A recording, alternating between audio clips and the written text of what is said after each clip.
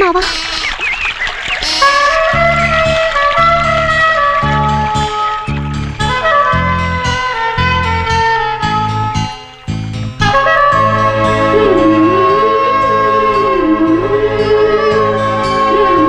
ನಾನೇನೋ ನಿಮಗೆ ಬೇಡವಾದೆ. ನಾನು ಹಾಕಿದ ಗೆಜ್ಜೆನೂ ಬೇಡವಾಯ್ತಾ? ಇಲ್ಲ ಮಾವ, ಇದು ನೀನ್ ಕಟ್ಟಿದ ಗೆಜ್ಜೆ ಅಲ್ಲ, ಇನ್ನೊಂದು ಗೆಜ್ಜೆ. ಇದು ನಿನ್ ಕೈಯಾರೇನೆ ಕಟ್ಟಿಸ್ಕೋಬೇಕು ಅಂತ ತಗೊಂಡ್ ಬಂದೆ.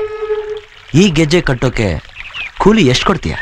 ಹಾಗೆಲ್ಲ ಮಾತಾಡ್ಬೇಡ ಮಾವ, ದಯವಿಟ್ಟು ನನ್ ಕ್ಷಮಿಸ್ಬಿಡು. ಅವತ್ ನಾನು ಹಾಗೆ ಮಾತಾಡಿದ್ದು ತಪ್ಪೇ. ಇದ್ರಲ್ಲಿ ನಿನ್ ತಪ್ಪೇನಿಲ್ಲ. ಒಬ್ಬ ಶ್ರೀಮಂತರ ಮಗಳು ತನ್ನ ಮನೆ ಕೆಲಸದ ಜೊತೆ ಹೇಗೆ ಮಾತಾಡ್ಬೇಕೋ ಹಾಗೆ ಮಾತಾಡಿದ್ಯಾ. ಇದರಿಂದ ನನಗೇನು ಬೇಜಾರಿಲ್ಲ, ತಪ್ಪೆಲ್ಲ ನಂದೆ. ಮಾವ, ಅವತ್ ನಾನು ನಿನ್ ಪರವಾಗಿ ಮಾತಾಡಿದಿದ್ರೆ ಆ ಕೋಪದಲ್ಲಿ ಅಪ್ಪ ನಿನಗೇನಾದ್ರೂ ಹೆಚ್ಚು ಕಮ್ಮಿ ಮಾಡ್ಬಿಡ್ತಾರೋ ಅನ್ನೋ ಭಯದಿಂದ ನಾನು ಹಾಗೆ ಮಾತಾಡ್ದೆ. ದಯವಿಟ್ಟು ನನ್ನ ಅರ್ಥ ಮಾಡ್ಕೊ ಮಾವ.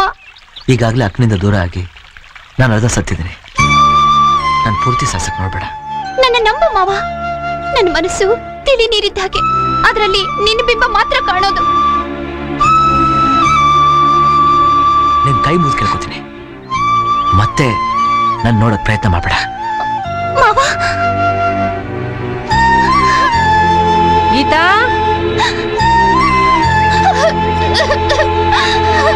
ಅಜ್ಜಿ,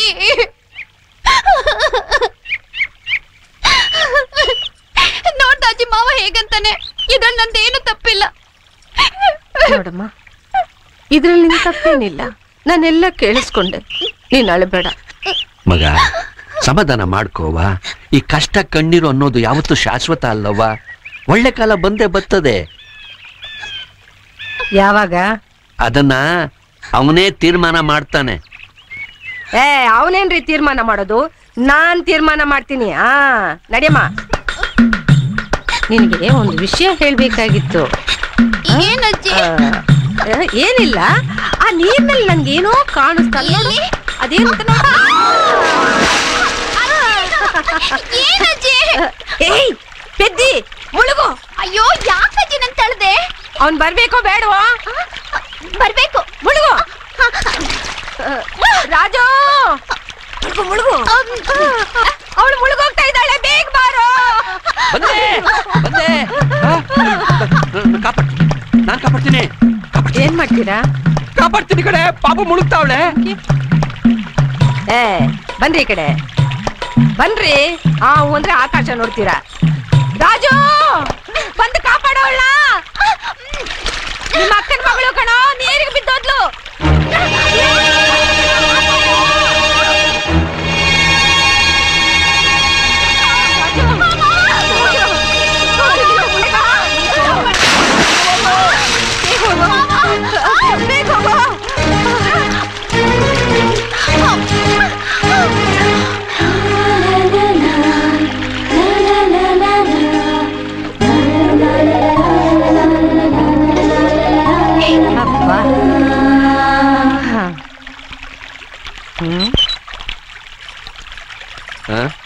ಏನ್ ನೋಡ್ತಾ ಇದ್ದೀರಿ?